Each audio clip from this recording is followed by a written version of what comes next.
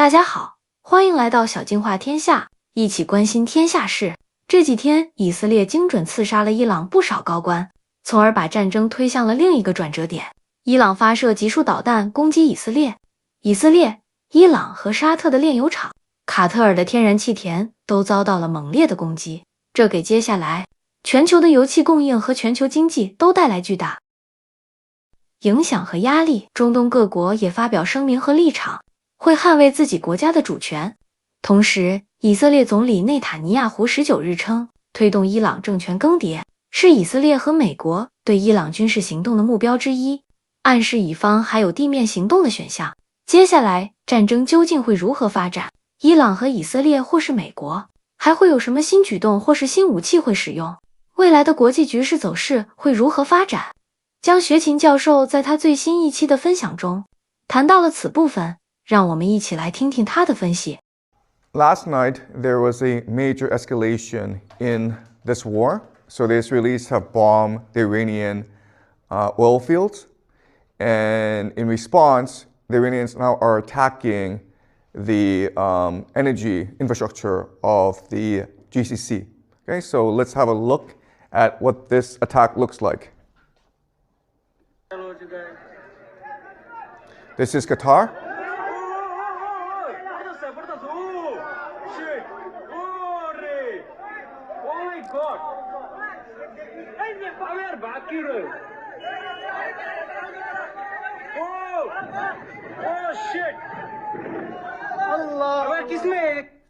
Okay, so Qatar provides 20% of the world's LNG, and this is a major escalation. And again, as I pointed out last class, the entire strategy of Iran is to destroy the global economy, okay? And this is how it will do so.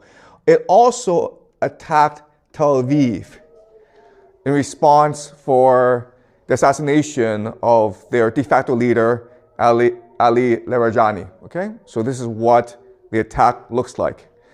As you can see from this picture, this is a cluster warhead, and it is impossible for air defense to stop this. So Tel Aviv is getting pummeled. We don't have footage because it's being censored right now. And you would think that the Israelis would want this war to end as soon as possible because Tel Aviv and other cities are getting destroyed in this war. And again, there's really no way for the Israelis to defend themselves against Iranian ballistic missiles. But unfortunately, there are many Israelis who are very happy about all this destruction. All right? And so this is one of the more influential rabbis in Jerusalem.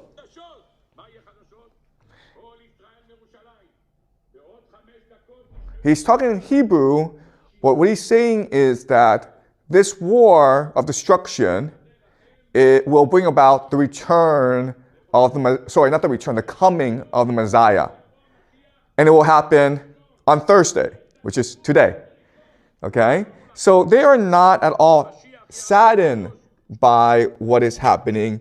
In fact, they are quite animated. They're very excited about what's happening. So again, you cannot look at this war from a geopolitical lens. You have to look at it from an eschatological perspective. All right? So let us look at where we are in the war so far. And as you can see, it is a regional war, and both sides are seeking maximalist objectives. And what this means is the United States and Israel wants to destroy Israel, especially its capacity to be a nation state. And so right now, the Americans and Israelis are attacking their leadership, decapitating their leadership, as well as targeting their economy. And later on, as this war progresses and escalates, they will start to target civilian critical infrastructure, including water. Okay? And it's already happening. They also want to have a divide and rule strategy where they want to provoke ethnic conflict in Iran and divide Iran up into ethnic enclaves, and this is what we call balkanization. The Iranians, on the other hand, want to destroy the entire global economy, and you do that by attacking the energy infrastructure of the GCC. Because again, the entire basis of the global economy is cheap energy. Okay? So as this war progresses, you will notice certain things. Right? So eventually, the Americans will have no choice but to launch a ground invasion. And one possible attack vector is here, which is Karg Island. This is where Iran stores about 9% of its oil for export. And so the idea is that if you take Karg Island, you will destroy the Iranian economy and thus its capacity to sustain this war. The problem with Karg Island is that it's easy to take, but it's hard to defend because of the coastline, right? In which case, you have to also take the coastline.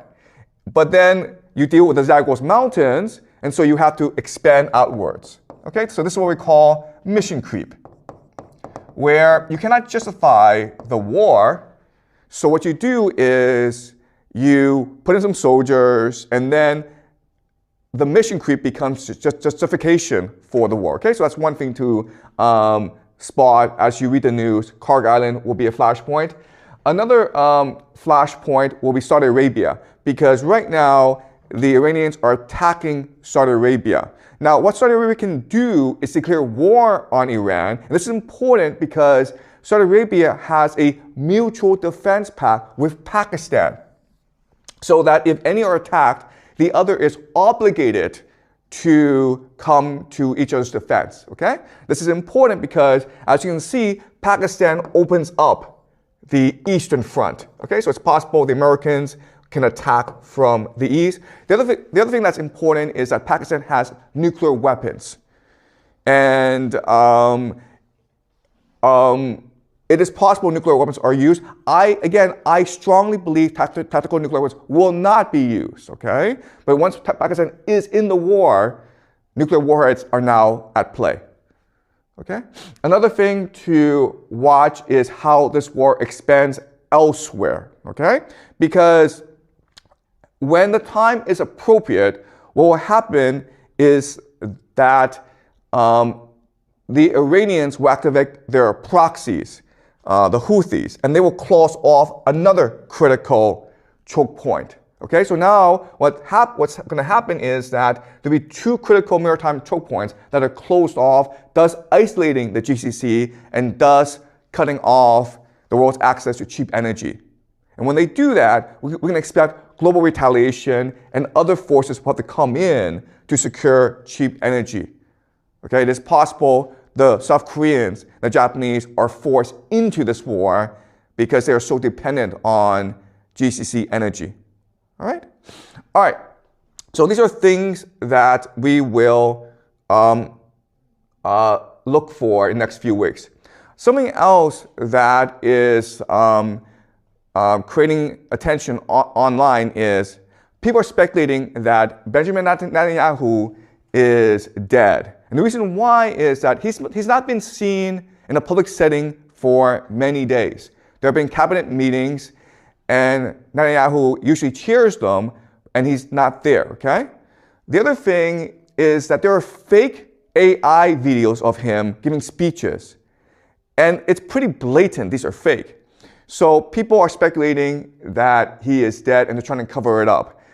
This is a picture of him visiting a cafe in Jerusalem to prove he's not dead. The problem is that this cafe is in a mountain, and it will take him about like 50 minutes to drive there. So why does he go there? Why doesn't he just have a cabinet meeting or get on the phone with Donald Trump to prove he's still alive? All right? So, but I personally don't believe he is dead. He could be hiding somewhere, or he could be injured. What we do know is that the Iranians are killing a lot of senior Israeli officials, including the head of Mossad, the spy agency. And Netanyahu's residence was also targeted in Tel Aviv. So that's a really interesting question. How are the Iranians able to target so many of the top leadership of the Israelis, okay? But not only that, but this is Ali Larijani, and he is the de facto head of the Iran war effort. And he was assassinated yesterday or 2 days ago, and the Iranians have confirmed this, okay? So he is confirmed to be dead. And analysts are extremely worried about this because he is a very pragmatic person. And so you can negotiate with him, right? So once this war reaches a certain point where both sides are exhausted, then it is possible to approach him and say, you know what, let's just negotiate a ceasefire. And he'd be willing to because he's very experienced. He's also very influential, so he's able to bring together the different factions of the Iranian government and negotiate a ceasefire. With him dead, it is now almost impossible to foresee a ceasefire. Okay? So let's discuss why you really don't want to do this sort of stuff. You don't really want to kill other nations' leaders, okay? And so let's just use an analogy. Let's imagine in the streets there are two gangs at war with each other, okay? Gang A and Gang B. Okay, Gang A, Gang B. And if you look at gangs, they are structured as hierarchies, okay? But there's a lot of autonomy among the different sections, okay? And what holds the gangs together, of course, is the leader. So when these two gangs go to war, what they try to avoid is killing each other's leader. Why? Because a war is often used to achieve certain political objectives, right? And so the point isn't to kill everyone. The point is to negotiate a treaty that is most beneficial to you. And you do that by negotiating with each other's leaders, okay? Because they have the authority to implement the treaty. That's the first reason. The second reason is if you kill the leader, then more people, there'll be a competition to replace the leader, right? And during a gang war, the person who is most violent, the most extreme, will often become the new leader, okay? So by killing this leader, not only do you cause conflict among the gang, but you also cause a massive escalation in the conflict between these two gangs, and there's really no way out. That is why historically you do not target other nations' leaders, because then there's no off-ramp. Okay? So by targeting Larijani, the Israelis and the Americans have ensured that there will be no off-ramp now. This war we fought to the bitter end. And unfortunately, as we discussed previously, that is the objective here. The Israelis and Americans are interested in maximalist aims to destroy Iran permanently. Okay? And the Iranians are also maximalists in that they want to destroy the global economy permanently in order to restructure reality itself. All right, okay.